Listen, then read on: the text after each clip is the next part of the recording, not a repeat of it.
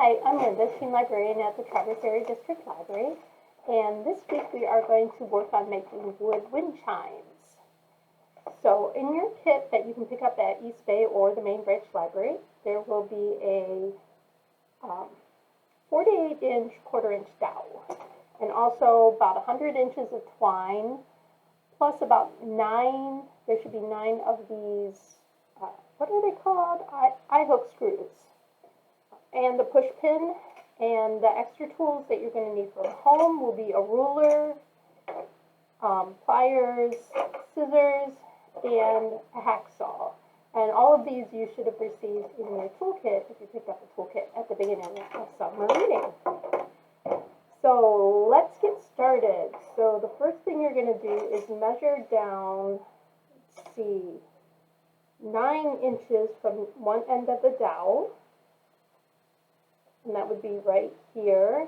And you know what? I think it might be handy to have a pencil or something to mark your measurements too. So let me get that, unless you have a really good vacuum. So mark your 9 inches. And then you're going to cut it using the hacksaw. I could start it right here on the table, but I don't want to go very far with this, because I don't want to damage my desk. So you want to find something that you can prop it up on. And I'm going to use the toolbox plus another box of similar height that I just happen to have around. And then you just take the hacksaw right in that groove and pull. You can go back and forth. Now, these don't slide super well. If you want your saw to slide better, put a little bit of soap on it. Bar soap, not liquid soap. Once you get it sawed through, and I wish I had some bar soap right here. The only thing this hacksaw has hacked before would be plastic animal. There you go. So we've got our 9 inches, and now we're going to cut 7 more pieces measuring 8 inches, 7 inches, 6 inches, 5 inches, 4 inches, and 2 inches. So this piece is going to be the top of our wind chime, and everything else is going to hang down from it, and one's going to be long, and then at this end they'll be short, and they'll go up like that. So do the next number of cuts the same way. Measure it first. And I'm not going to go and just measure all of them and then cut them, because when you cut, you actually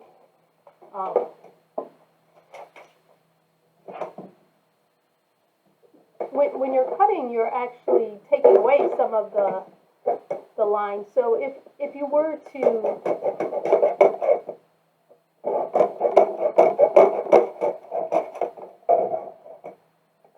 finish this before I finish talking. I'm doing a grand job. I really need that. So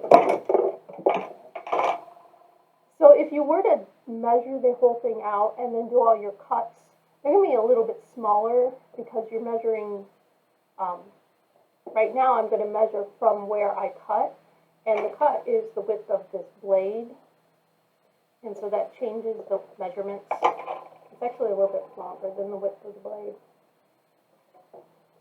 It might not matter, it doesn't matter really on a project of this scale, but if you take these same skills and you try to move it forward to a bigger project, you definitely don't want to do all your measurements along a piece that you're going to cut and then cut them.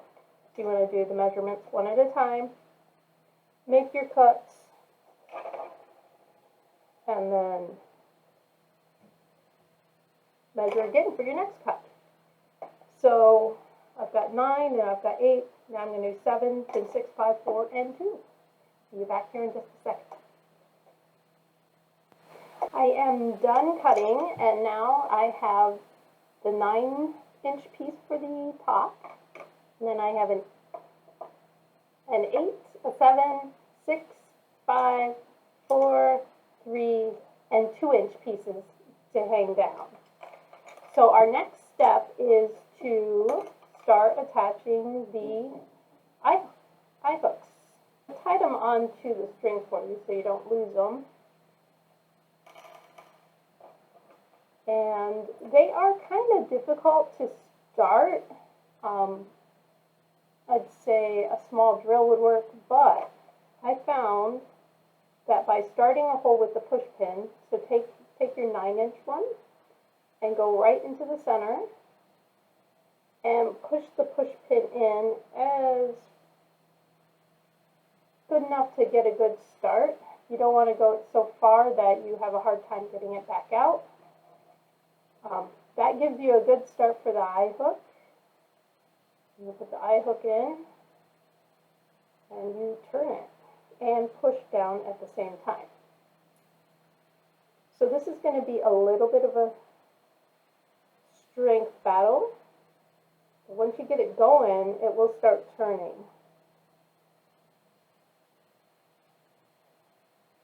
And if it gets hard to turn, then you're going to take your pliers.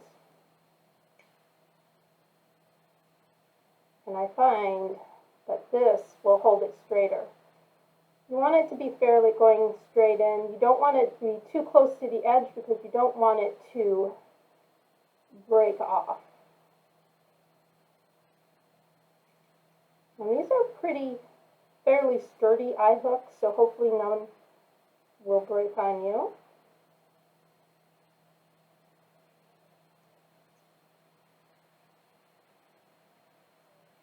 Almost there. Just a little bit further and we'll be down. So you get it all nice and cozied in just like that. And then for this 9-inch one, you're going to put this hook on both sides. So go to the next side and start your hole with your push pin.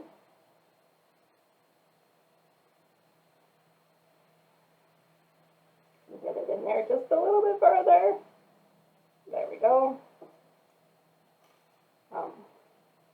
So the first time I tried to do one of these, I did not start the hole with a push pin, and my screw just kind of danced all over the place and kept slipping off, and I couldn't get it started. I was like, oh no, we're going to have to pre-drill. But then, when I came up with that idea of just pushing in a little bit of a hole, that made all the difference in the world. There you go. I probably want to get these turned both the same direction so they're even if you have to loosen one up to do it. Now for the rest of these, you're going to choose one side and you're only going to put the screw into one side. These are the ones that hang down.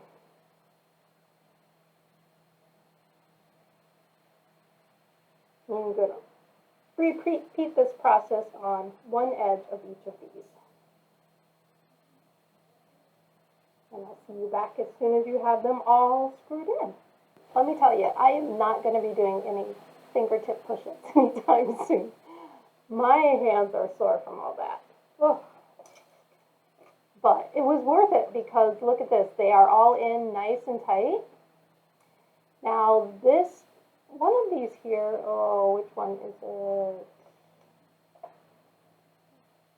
This one, my long one, I was a little bit too close to the edge. I wasn't quite in the center.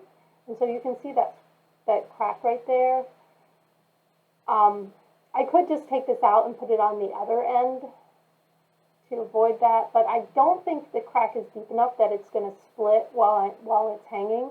If you get it too close to the end and it looks like it's going to split, you have the option of either putting a little bit of wood glue in there if you have some on hand, or you can just move it to the opposite end, which probably I would suggest if it's cracked any more than mine is. This little teeny bit of crack I think should be okay. Our next step is to cut our twine. We'll use our ruler here, and I need to cut 10 I need to cut 10 inches. And the ruler has this nice perfect groove for the twine to fit in.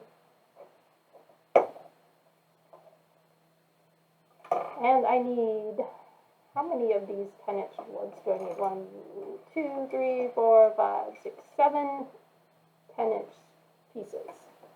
I have 7 10-inch strips, and then I have 1 strip left over.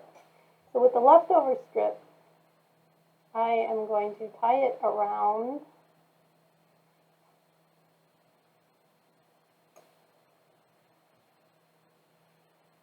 this, and I think you need to knot it so it won't come untied. I mean, if you're hanging this outside in the wind and the rain, it will tighten up as it gets wet and dries, but it's probably a good idea to knot it.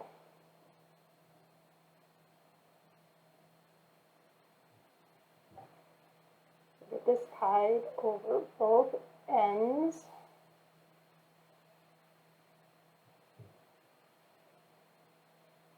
There you go. And now I have my hanger. And now I'm going to tie this onto all of these.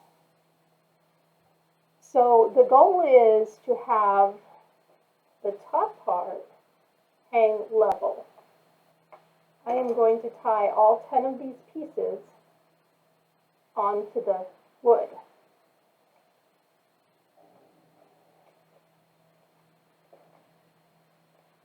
And nice and tight so they don't move around too much. Tie a knot. All 10 pieces on here. Just like so.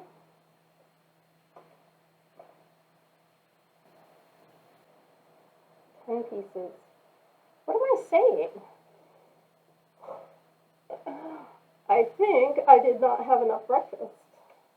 We are doing 7 pieces of 10 inches. Yes. Obviously, numbers are not my strong suit. I now have 7 pieces of 10-inch twine tied around my 9-inch dowel. I'm going to kind of get them evenly spaced. There should be about an inch between each of them and the outer edges. And now the trick is to try and hang all of these, tie these on, so that they line up at the same level. So let's see. I'm going to start one. And then from then on, I'm going to try to keep them level with the first one. So that's the length I want them all to be. Get the next longest one and hang it in there. And then what I'm going to do is figure out where that would be level. And then I'm going to tie it. So we're making the top of all of these even. And you're going to do this with each and every one of them in descending size order. On, I'm bringing mine all together, make sure the knots are in the same spot, and then I'm checking my length. I did not get it completely even, so I'm going to adjust a few of them by pulling and tightening them a little bit with the pliers, getting it as close as I can to even. That looks pretty close. And because they're different weights, you kind of have to pull down on them. This one's a little bit short. Ooh, and it's coming untied too. That would be why. It's a little bit short. And I find with this really thick twine, it's easier to pull with the pliers because it's just a rough. That looks better. once you're happy with it, you can spread them all back out.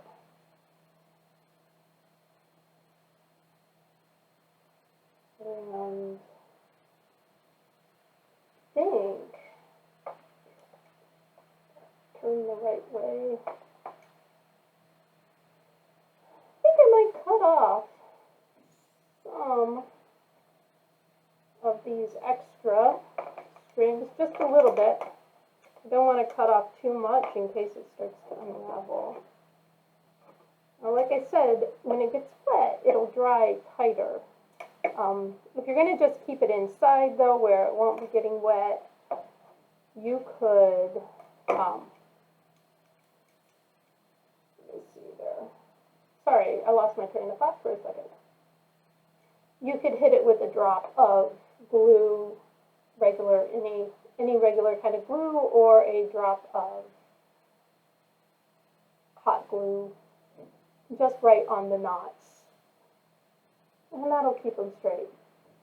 The other thing you could do to spruce this up is you could take a marker or some acrylic paints, and you could color all the different ones. In the meantime, I'm just going to leave mine all natural like this, and I think I might want to put a loop on it.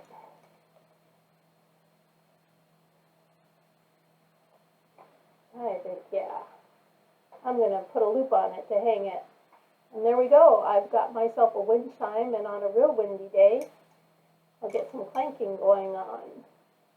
I hope you enjoyed making this craft, and we'll see you next time.